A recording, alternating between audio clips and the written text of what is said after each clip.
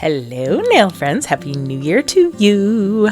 I'm so excited to share these with you. We are going to be doing 5 different winter creatures this day. I hope that your new year has started off well and you are getting back in the swing of things with your clients at the salon and just, having a minute to take a deep breath and be grateful and thankful for, just all the things that we are blessed with in our lives. I feel like it's important to acknowledge that. I am incredibly blessed to be able to share these videos with you, but also incredibly blessed to be able to make this artwork and share with the world some of the things I enjoy doing at the salon. So we are starting off with Olaf because he happens to be a personal favorite of mine. I have young children, and if you have young children, you are probably incredibly familiar with this little guy because, Frozen is just a thing. It is a thing. So I started off by just making 2, let me back up for a second. This is Madam Glam that I'm using today. I will be using Madam Glam throughout all of this. So I have both the base is I think it's Mama Bear, and then it has a overcoat of one of their toppers on it. I can't remember which one. I apologize. On top of that, I am using the gel paints. So they're little pots of lovely paint. They're really intense and they work really well, and I enjoy them a lot. I just got them about 6 months ago, maybe. They're a lot of fun. So I started off with 2 balls, one being larger than the other and obviously a little more oblong. So if you look at Olaf's makeup, he's kind of a semicircle on the top with a kind of odd, almost like a half egg shape on the bottom. So if you think about shapes, right, one of the things that you have to think about when you're drawing these kinds of things on nails is what are the shapes I'm actually looking at, and trying to break that down into individual shapes and not think about it as a whole, if that makes sense. So I started with those 2, then I went in and made another upside down triangle to make his mouth, and then elongated the 2 corners so that you get that. You're going to see me keep moving my hand, and I apologize. That's because I'm looking at my phone. I had a picture up on my phone and my screen kept going dark on me. So on top of the triangle, I've put in a little tooth for him, and then I put 2 circles for the eyes and gave him some little eyebrows. And now I am going to give him his little top twig that is his hair, and I'm going to make his arms as well. You do have to go into this with the knowledge that it's going to take some time. So if you're doing this on a client, I highly recommend that you plan an extra 30 minutes at the end of their service to be able to do this kind of work. And if you're somebody who's looking to have this done at the salon, I highly recommend that you have let your nail technician know so that they can book out the time for you so that you get what you want. I'm doing most of this on wet paint. So I did his base, cured that, and then everything else I'm doing is wet on wet. So that's another thing that you have to consider as an artist, what you're comfortable with. You may not be comfortable working wet on wet, and you may decide you want to cure it in between. I oftentimes don't do that just simply because I don't have time for that. So, and I'm comfortable working with it. So I will work wet on wet, which is what I'm doing right now. And I get to a point where I can't do anymore, and that's when I cure. So I have given him 2 little reflective dots in his eyes just to give him a little more realism. And now I'm putting on his nose, and then we will go into some shadowing after this. Okay, sorry about the little jump there. I had to fix the cropping. I'll smooth out that transition hopefully before I post this. But okay, so I'm working on his nose right now, and I'm just adding a little extra detail in there to give that carrot a little bit of roundness. In order to make something appear round, you have to highlight one side and darken the other. That's kind of the hidden secret there. So I added a little bit, I mixed on my palette. You can't see my palette, unfortunately, but I mixed a little bit of a darker orange in there just to give it a little more of that round effect.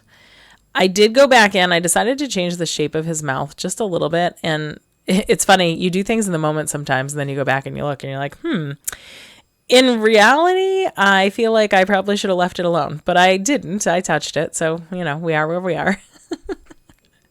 So I'm just going back in to add the highlight and the low light back into his mouth area. And the reason I did that is because I felt like his nose was a little disproportionate. But if you look at Olaf, his nose kind of is disproportionate.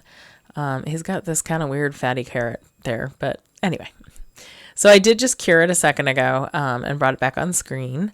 And now I'm going in and just darkening a little bit more right behind the tooth area and into the back of the mouth so that it has a little more depth to it. You don't have to do that. I was getting a little nitpicky with this one, so I wanted him to come out just right. But isn't he cute? He's kind of fun. I'm just saying. He was very easy to do. He's probably one of my favorite ones in this little series. I have my favorites. I have another set coming up, hopefully next week if I get it edited, which is to die for. You don't want to miss it. It is a snow scene and it plays out across 5 nails. It is so much fun. It's on a hyper holographic paint by Madame Glam, which I am absolutely adoring. It's kind of like the Super Cat Eyes where it's really photosensitive, so it looks amazing on film, but also is an amazing backdrop for the snow scene. So if you haven't liked and subscribed yet, I highly recommend that you like and subscribe, because then you will not miss all of the fun that's coming out.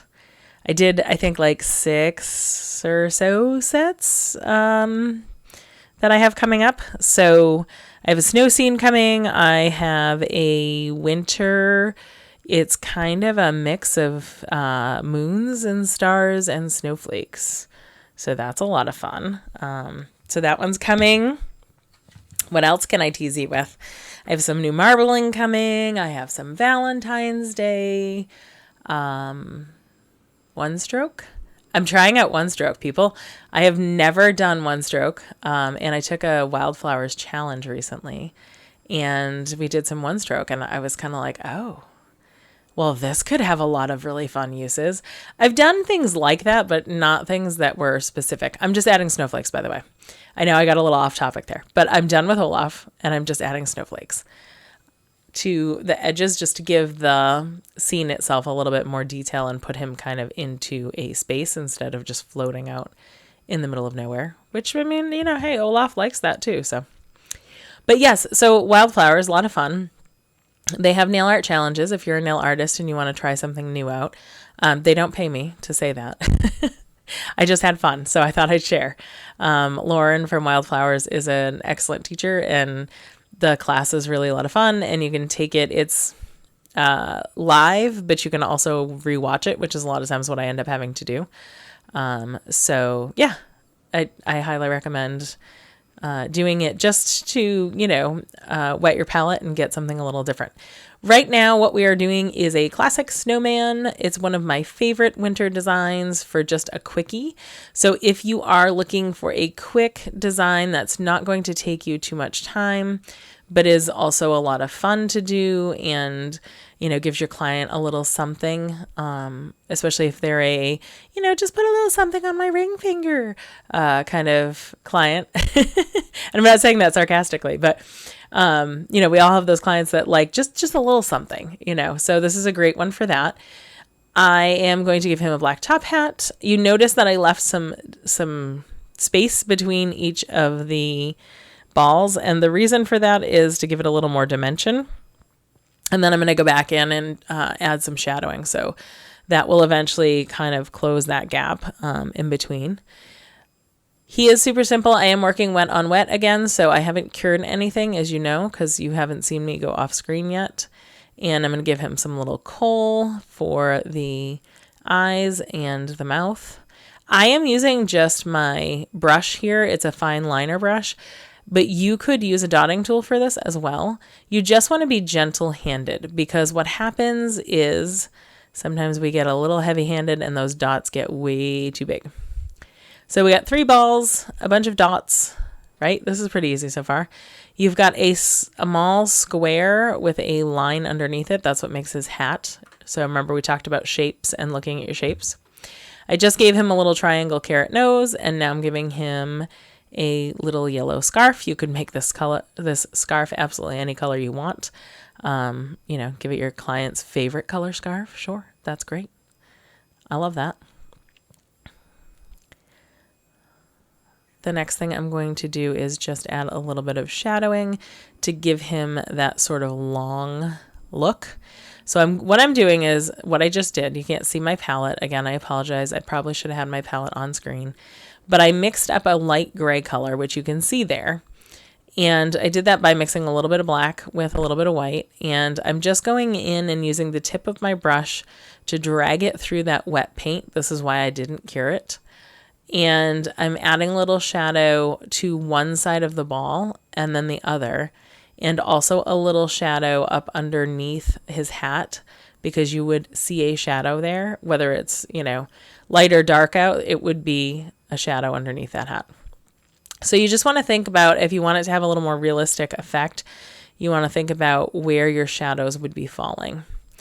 That is the end of that nail. So the one thing I didn't add to that snowman, which was really funny because I usually do, is arms. For whatever reason, I didn't put arms on my snowman. So you should feel free to put arms on your snowman. I did pull Olaf back out. I know I told you we were done with Olaf. We were, and then I got picky. I was just futzing around with his face a little more. You don't have to do that. It was fine before. I just added a little more to it. Okay, what are we doing now? We're going to do a penguin, I believe. I think this is our penguin nail coming up now. So other winter creatures, right? I was like, well, I can't just all do snowman, right? We need some other things. So I decided to throw in a penguin because that's fun. And we're going to do Frosty. And this is the penguin. And we're also going to do a gnome, which is the first time that I have ever done a gnome. Just so you know, people, just so you know. I have never done a gnome before. I'm not like a huge gnome person. However, the owner of my current salon loves gnomes. So I did it for her. So you're welcome, Deb, if you're watching this. Okay. So what I did now. So what are we talking about? We're talking about shapes. So I did a half round at the bottom of the nail. I covered about the bottom third of the nail. You can certainly make him a little bigger if you want, or you can leave him a little bit smaller if you want, or you can leave him just like I did. I get a little dark on the shadowing, so I am going to come back and add some more white to him in a minute. I just used a little bit. I ran my black into the white a little too much, so I will fix that. The nice thing is you can fix it after you cure it. The top, then I did a line. Okay, so I did a line across the top of my half moon. And then I gave the top another half moon circle, and I elongated it a little bit. So think about it again like the top of an egg. So I made the top of an egg for his hat. And while he's curing, we're just going to add some snow dots in silver and white to our classic snowman. Again, I didn't put arms on him. I don't know what happened there. Clearly he didn't need them. I don't know. In this case, I didn't do full snowflakes because I felt like it would take away from the final product of the nail. The nail already is taken up about 2/3 of the way by snowmen, and I'm using a dotting tool for this too, by the way. So I didn't want to add full snowflakes because I felt like that would just clutter the nail too much. I didn't want to clutter the nail. I just wanted to add a little bit to it. I am allowing that dotting tool to run out so that I get different size snowflakes. So don't be afraid to just kind of let it run out. And we're going to cure that one more time and that guy's going to be done. I'm taking the penguin back out and you can see I'm just recoloring that white. The beautiful, beautiful thing about these gel paints is that if you mess it up, you can paint right over it. You just cure it and paint over it. That doesn't happen with oils, people. When I'm doing an oil canvas paint, I can't just paint over it. I have to wait about a week before that happens. And then you build up paint and yeah, it can become a hot mess if you're not careful. So, but a nail is not like that. You can end up building up the gel paint too much if you get really thick. But if you are working with your paint fairly thin on the nail, you're fine. So what I am adding now is his side wings, and then I'm going to add his beak. Remember, I did cure this so that black will not run into the yellow. And I'm going to give him some little yellow feet, which is super cute. This guy is super easy. You can actually find his tutorial on Pinterest, which is where I originally learned how to do him. Was on the Pinterest. I think it had come across my Pinterest one day, and I was like, oh, cute. And I first did these guys, I don't know, 4 or 5 years ago on a couple of my clients. Okay. His eyes are 2 round, right? Round dots.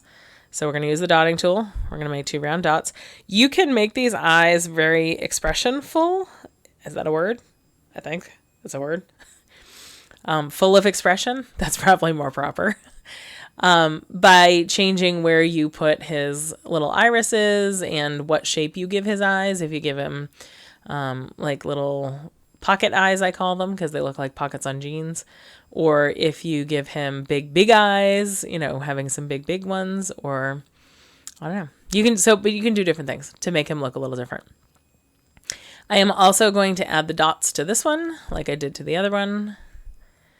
And then our little penguin guy's done. So that was super easy, right? Super easy.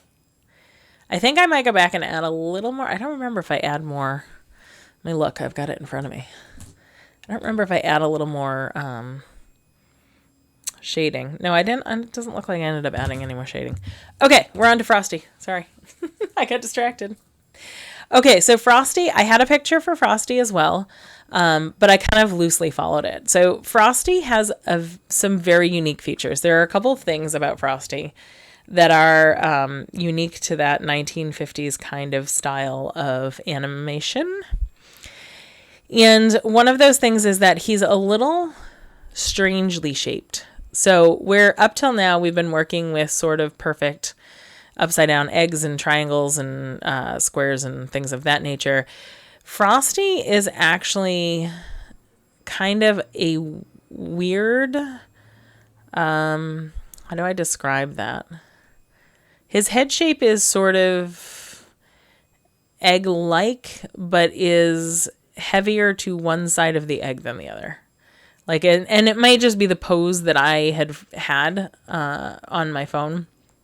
Other poses might be a little different of Frosty, but he does have a sort of unique feature where he looks a little more human than Snowman, if that makes sense. And to that, on the wet paint, I'm going to add a gray hat. So I end up changing this. Frosty's hat really is gray, but for some reason I can't get past the black hat. I don't know. It's a thing for me. So you feel free to do you. If you want to keep it gray, you go ahead and keep it gray. I was struggling with it. I thought it blended into the nail too much and it was making me a little crazy. So I ended up making it black in the end with, I think, like a gray band. The hat for Frosty is another sort of weird one, only because it is a traditional old style top hat. And so it has almost a heart shape to the brim. So when you watched me put that brim in, it has kind of a heart shape and then it goes around the back of his head a little bit. And then the top hat part is square, or not quite square. It's kind of a tapered square. Is that a thing? Tapered square? That seems weird. When we talk about geometry, I feel like that's not a thing. But we're going to go with it. I'm going to outline that a little bit. Oops, sorry. I'm going to outline that a little bit more, and then I believe we're going to freeze cure it. Oh, yeah, see, this is where I decided to... I was like, nah, I don't like it. I can't do it. I'm going to try to highlight the edge of the brim of the hat so you get more of that shape. Okay, I cured that. And the reason I cured that is because I knew I had a little more work to do with Frosty that needed to not blend in or bleed the paint. So the next thing I'm doing is using my really thin liner brush again, and I'm just creating that smile, which is on this particular one, because of the direction he's looking, He has a little bit of a puffy cheek, so we give him that kind of half moon, like a backwards half moon on one side. I'm taking out more paint because I realized I didn't have everything. And then on the other side, it's a single line, and then I brought it down into kind of a point. When I go to do his eyes, I'm going to see if I can get that a little closer for you guys. But when I go to do his eyes, they're, again, a kind of an odd shape. So unlike today's anime where it's very symmetrical a lot of times, the Frosty ones are not. So they're kind of wiggly is the only way I can think to describe that. The shape of the eye itself is a little wiggly, and it gives him this sort of sappy look, which I guess was the thing, right, for Frosty? He kind of had this like sappy snowman look, if that's the thing. So yeah, I'm just figuring out where I want to put his arm and his shoulder, like to highlight his shoulder against the blue, and add a little bit of shadow. I'm going to line the other side and then down across. I will add some more shadowing just under that cheek side so that you get that sense that there is a little bit of shadow on him, and it gives him a little more shape so that he's not just kind of a white blob. At this point, he kind of reminded me of, I think it's Inside Out. I was having like an Inside Out moment where I was like, ooh, maybe I'll do the Inside Out characters next because that was so much fun. So I don't know. Who knows? Could be things, for the future. So yeah, maybe you guys can comment and let me know. Would you like to see me do the Inside Out characters on nails? That could be interesting. Yeah, I was trying to remember. I was like, what does he look like? I'm using my white around the edge of his mouth right now just to taper the mouth down a little bit more. I felt like it was just a little too thick. So I wanted to thin out that line a little bit. And then we're going to cure him. I think we did just cure him, yes. Now we're going to give him his red nose, and we'll put his hat. He's got a flower on his hat, so we're going to give him his flower on his hat. But not yet. I'm going to finish that nose first. Again, with Frosty, the nose is a little, sort of like a sideways oval. It's like a little wider at the sides. And I'm just touching up again, just nitpicking. One of the things with these characters and doing character painting on a small surface like this is you do tend to, and I got a little red where I didn't want it. So I was just getting rid of that, with a little bit of white. But character painting takes time because you got to kind of futz with it a little bit. I don't know how to describe it other than that. You got to futz with it a little bit. Sometimes you got to go back and tweak and pick at it a little bit, which is why it takes a little more time in the salon to do these kinds of things. But once you do a character a couple of times, you truly do get the hang of it, and it gets a lot faster. So you're not as likely to need quite as much time when you're doing it. But again, it also depends on the client's nail length and size and, all of those things, because you have to think about those proportions before you start working. One of the things that can be helpful if you're not familiar with creating like proportional designs is to take a pencil, or I like chalk pencils, because I feel like it's easier to wipe off the nail if you mess it up. So if you take a chalk pencil and just kind of outline where you expect things to end up, that can be really helpful, especially if you're new to doing this kind of art and you want to be able to do a little more planning, if you will, ahead of time. What I'm doing right now is just going back. I told you I decided I didn't really like the gray on the hat. So I'm going back in and just filling that in with black. And I have to be a little careful at this point because, I already cured it. So, I don't want to accidentally end up in one of my other colors. But if I did, I could paint over it. So, that's okay too. I am going to leave a little gray edge to the brim of the hat though, because that's going to allow me to have a little bit of shading there. So I end up in the end kind of changing the whole brim of the hat, even though I know it's supposed to be. See, there I go. I know it's supposed to be kind of upturned, but it was bugging me. I don't know how to explain it other than that. Sometimes stuff just bugs you and you're like, nope, nope, not doing it. So that's what I decided. I decided, nope, I wasn't doing it. This is me looking at it going, no, I still don't. There's something I still don't like. If you're still with me, I am so grateful for you being with me right now, still watching my fun little nail tutorial. This one is longer than normal, and I realize that. And I appreciate you if you are just watching one or two of these because that's the one you wanted to see, or if you're staying with me for the whole time. Hopefully I'm entertaining you just a little bit with my crazy, out of control, wacky self that I am. And getting some information at the same time. My hope is always to entertain a little and also teach you something. So if I taught you something tonight or tomorrow or whenever you're watching this, then yay, I'm a happy girl. So that's just changing the brim. So that actually, I left all of that there because though it took a little longer to show this that way, I felt like it was important for you to see how you can sort of fix something that gets messed up in the moment. So even if I was working on a client live right now, that would be, how I would go about fixing that.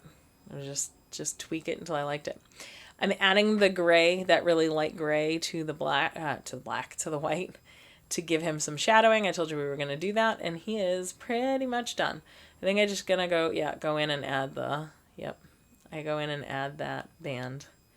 Okay, that is Frosty. Frosty is done. Now we're going to work on the gnome that I promised you, that I made just for Deb. If she's listening to this, she's going to be like, what? God, what is she doing now? So, how do you do a gnome? Well, there's a million ways to do a gnome, but this is my version of a gnome. So I started with a lighter blue, but still in that royal blue vein to just kind of make a body. And it's really just a shadow. I just want like a sweater shadow in the back because we're going to put a beard and everything else over it. And then I'm going across the top. And this was a crappy brush, by the way. And I was fighting with this brush and I finally gave up on it. The brush bristles kept splitting. You can kind of see it right now. They're just all over the place. And I was like, this is terrible. I don't know what happened to this brush, but it's not a happy brush. It's got to go. So I just cured that. What I did was I put 2 blobs for the feet and 2 blobs for the hands. And then I put the hat. So the hat's just kind of, think of it like a floppy, I don't know, what is that? Like a floppy upside down funnel. That's how I would describe that. And so I'm just going in and cleaning up because like I told you, I switched brushes. That other brush was killing me. And now I'm going to add some highlighting and dimension. So how do you add highlighting and dimensions? Great question, right? So you need to keep lightening your colors a little at a time. So first I put on the royal blue and I cured it. Then where I wanted dimension, I mixed a little, and I do mean a little bit of white into the royal blue to brighten it just a little bit. And you saw me repaint that onto different parts of the hat, but not the whole hat. Now I'm going back in with my white, and because my white is going into that wet paint, I can blend the two together. You can see me doing that by just kind of like wiggling the brush around a little bit. So I'm blending things together and I'm adding a little more blue and a little more white in different places to create the folds. So again, thinking about where there's a fold, at that curl of the fold, it's going to catch the light and it's going to create a bright spot. So that's where you want your highlights to be. In between those spots, you're going to get depth, right? Or that darker shadow. So as I'm doing this, I'm adding just little bits of that darker blue at the same time. And I'm working with a messy brush. I'm not necessarily cleaning off my brush every second that I have it. Okay? So that's how I created those sort of dips and highs. Now, I'm going in to add the beard. And I'm adding the beard by just taking and stroking in. You can see I'm just dragging down and stroking in without covering the whole background. You want to leave some of the background in there because the background is what's going to give you the depth and the dimension for this. Once I get that done, I'm actually blending it into the edge of my hat, which again still has that wet paint. So I'm dragging a little bit of the blue into the white to create just a little shadow. And then I'm just going along the edge to clean it up and give it a little bit of a crisp line at the edge. So there you go. Now he's got a beard and a hat. Yeah. And a little shadow for his beard. Okay. And now I'm just going in and just futzing, just because it's what you do. I'm going to add a little bit of that other blue, so that slightly lighter blue, to the edge of his feet just to give it some dimension. I'm not really looking for highlights or shadows. I'm just kind of looking for a dimension so that it doesn't look like it's just one flat color. I'm doing the same thing around his gloves. And then I'm going to... I forget if I give him eyes and then take them away. Oh no, I'm going to give him a nose. Okay, so I'm just using the back side of my brush to grab some brown, and I'm putting that kind of like Frosty's nose, right? We're doing a little egg-shaped sideways egg or a sideways oval. Isn't he cute? I was kind of impressed with this guy. And there we go. He's done. Oh, he's almost done. Sorry, I lied. We're just going to futz with him again for a minute. Now he's done. Okay, and I top coated these, and this is the final result after they've been all top coated. Aren't they adorable? So you could use these in a single or as a whole set. I don't think you'd put these all together as a set, but you could put them together with other designs. And I will see you next week. Bye-bye.